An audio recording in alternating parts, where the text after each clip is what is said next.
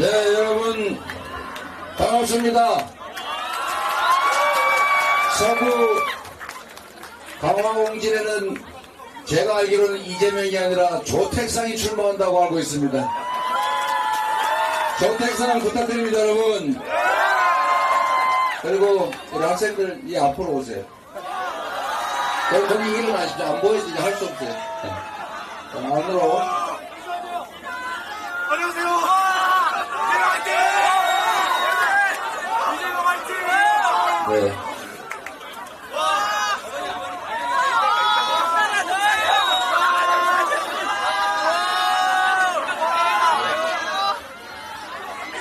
네. 지금 보니까 우리 학생들이 투표하면 이기실 것 같은데.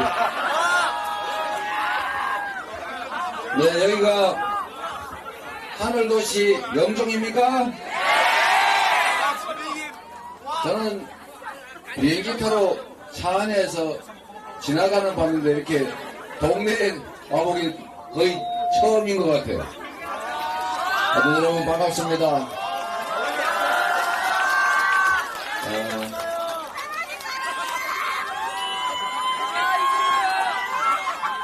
네, 우리 학생들은 지금 당장은 혹시 투표권이 없더라도 동네 소문이라도 많이 내주세요. 집에 가서 혹시 엄마 아빠가 다른 생각하고 계신 것 같으면 절대 안 돼요. 우리의 인생이 달렸어요. 이렇게 얘기해 주시기 바랍니다. 자, 이제 제가 좀 드리고 싶은 말씀을 좀 드리도록 하겠습니다. 저 뒤에는 안 보이는 분들이 꽤 많으신데, 여러분 여기 학생들이 많아서 제가 우리 학생들 입장에서 몇 말씀을 좀 드릴까 생각합니다. 조택사의 그림 이거 좀 내리세요. 자, 이거 좀 치우세요. 안 보여요, 안 보여요. 네, 자, 뒤로, 더 뒤로. 네, 됐습니다.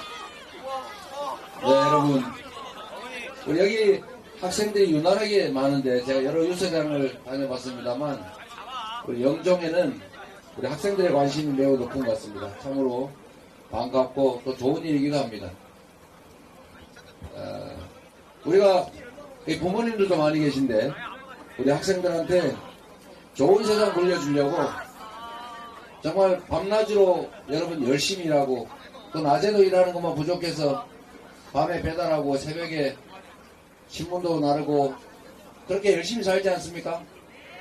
그렇게 해서 우리 아들, 딸들 결혼할 때쯤 돼서 집이라도 하나 사서 물려주지 않으면 결혼이라도 하겠냐 이런 걱정 들고 또 학원도 열심히 보내서 좋은 대학 보내고 또 가능하면 유아이라도 보내서 실력, 능력 키워서 더 좋은 행복한 세상 살게 하려고 정말로 애쓰고 있죠.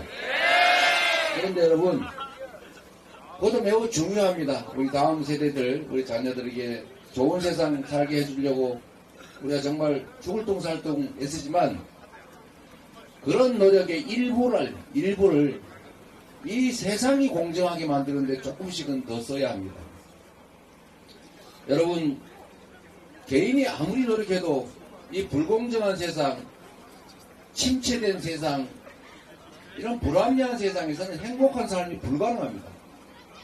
우리가 이 좁은 기회의 문을 통과하게 하려고 정말로 애쓰는데 우리가 조금만 노력하면 기회의 문 요만한 것을 이만하게 만들 수가 있어요. 여러분 생각 한번 해보세요. 우리 젊은 세대들은 잘 모르실 텐데 우리 소위 기성세대들은 어려운 시절을 살지 않았습니까? 그때는 정말 이 나라의 자본이 부족해서 해외에서 차관들이 오고 국민들이 저축하면은 그 저축된 돈 모아가지고 투자를 해야 되는데 모든 기업들이 사용하기는 너무 적으니까 어디다 썼어요? 한 군데다 몰빵을 했습니다. 소위 유식하게 말하면 불균형 성장 전략을 취했어요. 자본이 부족하니까 모두에게 공평하게 나누면 쓸 수가 없는 겁니다. 그래서 몇 군데를 골랐죠. 그래서 만들어진 기업들이 바로 지금 말하는 재벌들입니다. 지금 현재 있는 대부분의 재벌들, 신흥 재벌들 말고요. 대부분의 이 전통산업들 하던 재벌들은 자신들의 능력도 물론 뛰어났겠지만 사실은 우리 사회가 가지지 못한 차관이라든지 우리 국민들이 은행에다가 예금하면은 그거 대출 받는 것 자체가 엄청난 권력이었습니다. 대출만 받아 땅만 사면 돈을 벌었어요. 대출을 받아서 뭔가 사업을 하면 돈을 벌었습니다. 근데 그 기회를 모두한테 줄 수가 없으니까 특정 소수한테 준 겁니다. 그래서 그들은 재벌이 됐죠. 그리고 전국에 땅 사서 부동산 값 올라서 엄청나게 돈을 많이 벌었고 지금의 부를 쌓는 원천이 됐습니다. 그런데 문제는 여러분 그때도 지금도 똑같습니다만 누가 우리 사회가 가지고 있는 자산 기회를 가질 것이냐 누구에게 부여할 것인가를 누가 정했습니까? 정치가 정했습니다. 여러분. 박정희가 정했고요. 전두환이 정했고 노태우가 정했던 겁니다. 그들에게 우리가 권력을 주었지 않습니까? 형식적으로나마 국민들이 이 나라 주인이기 때문에 주권을 그들에게 맡겼는데 그들은 뭘 했냐? 특정 소수한테 몰아주는 권력을 가졌고 그거를 사기들이 사적으로 이용했죠. 근데 그 시절하고 지금 시절이 좀 많이 다릅니다. 그때는 자원이 부족했으니까 어쩔 수 없다고 쳐요. 기회가 부족했기 때문에 소수가 가질 수밖에 없었다. 그러나 지금은 완전히 다릅니다. 지금은 자본 충분하지요. 그때에 비해서 노동의 질도 뛰어나요. 교육 수준도 높아요. 사회 인프라 구축도 아주 잘 돼 있어요. 그런데 여러분, 우리 학생들은, 우리 다음 세대들은 왜 우리가 살아왔던 그 시절보다 더 불행합니까? 그때 우리 부모들은 지금 당장 삶이 어려울지라도 정말로 저는 9남매가 태어나서 7남매가 살아남았습니다. 근데 지금은 한 명 낳기도 부담스럽죠. 전 세계 출생률이 최저라고 하지 않습니까? 역사상 가장 낮은 출생률, 전 세계 가장 낮은 출생률을 기록하는 국가 소멸 예정 1위 국가. 대한민국 국가 공동체가 곧 사라진다. 수십 년, 100년 지나면 이 나라는 사라진다. 이럴 만큼 아이를 낳지 않습니다. 왜 이렇게 어려운 세상이 됐냐? 이유는 아주 단순해요. 그때보다 훨씬 더 많은 자본, 훨씬 더 많은 자원들을 가지고 있지만 이걸 공평하게 잘 나눠서 우리가 모두가 함께 사는 세상을 만들기 위해서 노력했더라면 지금 이런 것처럼 절망이 지배하는 사회가 되지는 않았을 겁니다. 지금은요, 제가 원희룡 후보하고 조금 전에 무슨 저출생률 이런 토론을 하고 왔는데 그 극복 방법이 뭐냐? 제가 그랬습니다. 무슨 뭐 집 사주고 뭐 지원해주고 또 다 좋은데 진짜 중요한 거는 이 나라의 희망, 미래가 있는 나라를 만들어야 된다. 그게 바로 정치가 할 일이다. 정치인들한테 권력을 줬더니 그 권력을 이용해가지고 자기 뱃속이나 채우고 고속도로 이거 위치나 바꾸고 자기 가족들, 친지들 범죄나 은폐하고 자기들이 하는 나쁜 짓 가리자고 국민이 낸 세금으로 호주에 대사 직함 줘가지고 월급 줘서 내보내고 도피시키고 그래서 호주 정부가 이런 사람 우리는 창피하니까 도로 데려가라 이래서 도로 왔다는 얘기도 있지 않습니까?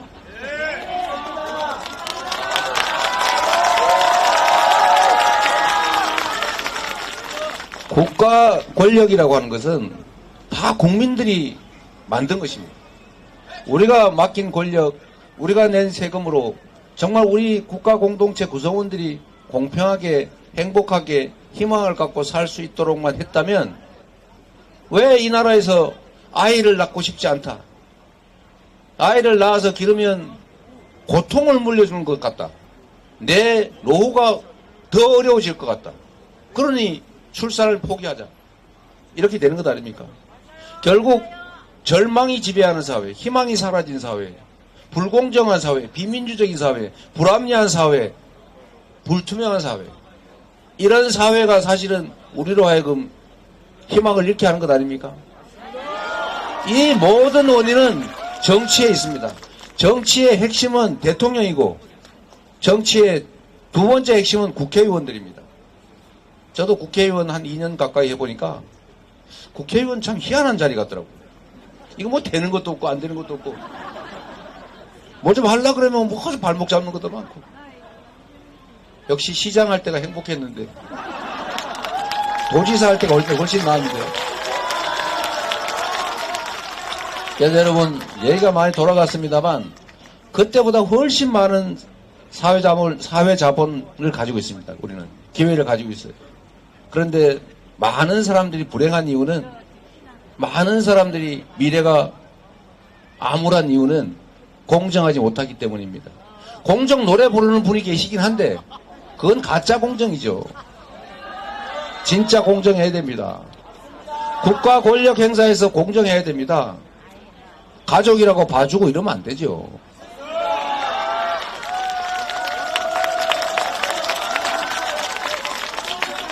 그래서 여러분, 정치라고 하는 거는 여러분도 다 아시는 겁니다.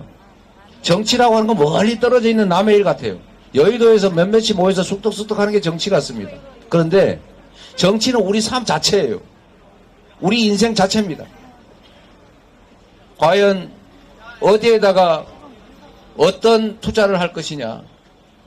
지금 당장 예를 하나 들어봐도 지금 대통령 그리고 우리가 맡긴 정부에서 권력을 가지고 이런 결정을 합니다. 우리는 배고파 죽겠어요. 동네 가게들 지금 손님이 없어 망해가고 있습니다.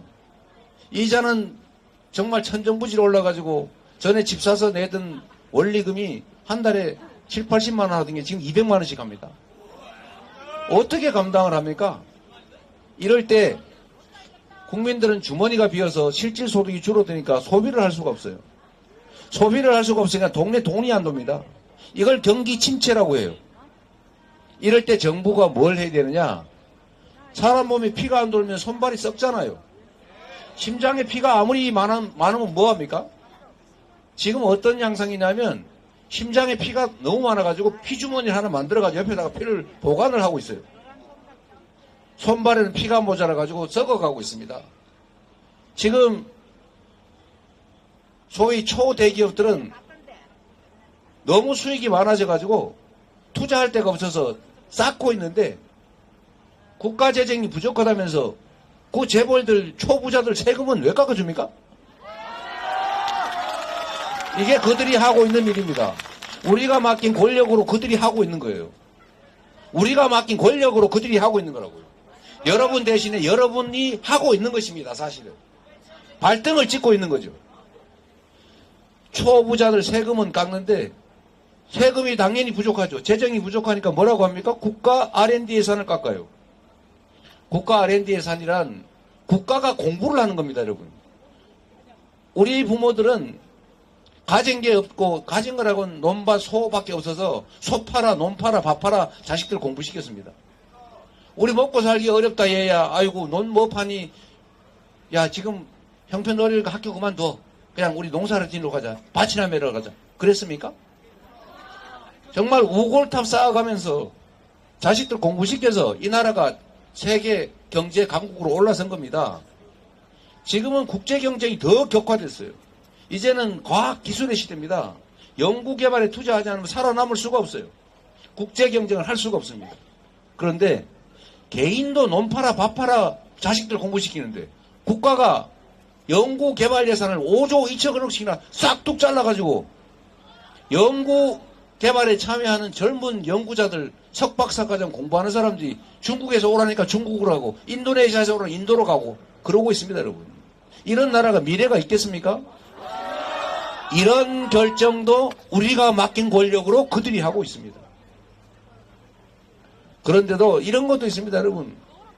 1인당 25만 원씩만 좀 주자. 코로나 때 우리 먹고 살만 했지 않았냐. 그렇게 어려울 때 가구당 100만 원도 안 되는 돈 지역화폐로 지급해서 동네에서 써라. 인천 사람은 인천에 쓰고 서구 사람은 서구에, 중구 사람은 중구에다 써라. 영종도에서 돈 받으면 영종도에 써라. 자꾸 돈이 빠져나가니까. 그랬더니 그때 12조 원인가 밖에 안 든 돈으로 동네가 한 5, 6개월 동안 호황이었잖아요. 호황을 받지 않았습니까? 그 돈 사라졌습니까? 국민들 주머니에 들어가서 지역화폐로 쓰니까 그게 전부 매출로 갖고 매출, 예를 들면 저기 서시의 이한님? 라인헤어 저런 데서 손님 많아서 매출 늘면 그냥 은행에 갖다 쌌습니까? 식당과 밥이라도 사 먹죠? 그리고 식당 주인이 우리 여기 있는 학생 용돈 줘가지고 문방구에 가서 물건이라도 사고 문방구 주인은 막걸리라도 사 먹고 돈이 돌지 않습니까? 이걸 경제라고 합니다. 이렇게 돈이 잘 도는 거를 호황이라고 합니다. 경제가 어려우면 정부가 예산을 지원해서 배고플 때 미리 쓰고 거기서 세금은 더 걷고 그래서 다시 채우고 이게 정부가 하는 일이고 이게 경제 정책이에요. 경제 정책 그러니까 무슨 무슨 함수에 막 그래프에 막 소수점에 무슨 이것만 어쩌고저쩌고 막 이런 게 아닙니다. 경제는 그야말로 순환인 것이고 돈은 돌아서 돈이라고 하는 겁니다. 이걸 정부가 해야 되는데 지금 보십시오 여러분. 13조 원이면 가구당 100만 원씩 지급하고 우리가 코로나 때 겪었던 지금 얼마나 어렵습니까? 한 6개월 정도 따뜻하게 경제 되살릴 수 있어요. 그런데 못하겠다고 합니다. 왜? 물가 오를까 봐 걱정된대요. 물가 오를 거 걱정하는 사람들이 대통령이 전국을 다니면서 뭐 이거 해주겠다 저거 해주겠다 약속한 게 1,000조 원이라는 거 아닙니까? 1,000조 원이 있는지 모르겠는데 1,000조 원 쓸 때는 물가 안 오릅니까?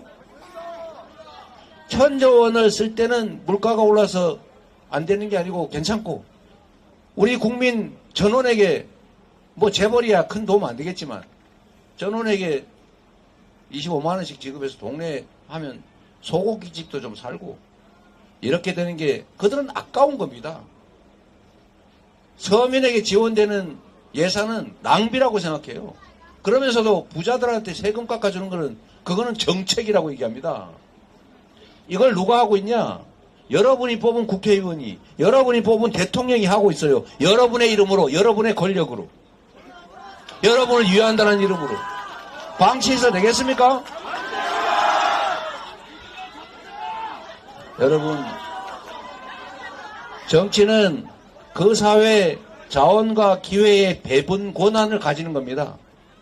선거에서 이긴다고 하는 것은 우리 사회의 자원과 기회를 배분한 권력을 누구한테 부여할지를 정하는 거예요. 결국 여러분의 삶 자체를 통째로 규정하는 겁니다. 여러분 인생을 행복하게 사는 방법, 우리 자녀들의 더 나은 미래를 만들어주는 방법, 이 나라가 정말 국제사회에서 인정받는 모범적인 나라로 자부심 있게 어깨 펴고 우리가 국제사회로 나갈 수 있게 하는 방법 딱 한 가지입니다.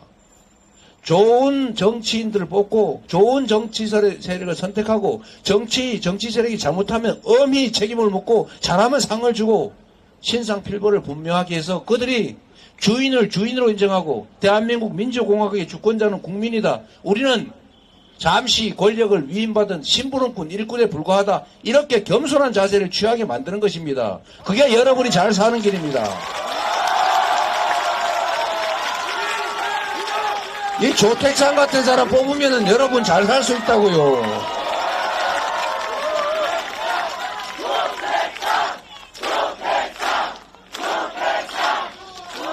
여러분 가끔씩 보면 그런 경우가 있어요. 이 땅 가진 사람들이 우리 민주당을 잘 안 찍는 경향이 있더라고요. 그런데 여러분 사실은 접경지대에 땅값이 오르는 게 언제였던지 압니까?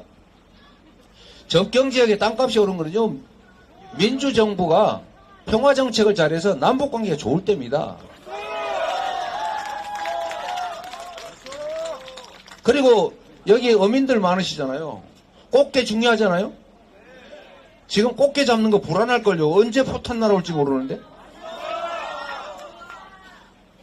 남북관계가 평화로울 때 우리의 삶도 좋아졌습니다. 그래서 평화가 곧 경제고 평화가 곧 밥인 것입니다. 여러분.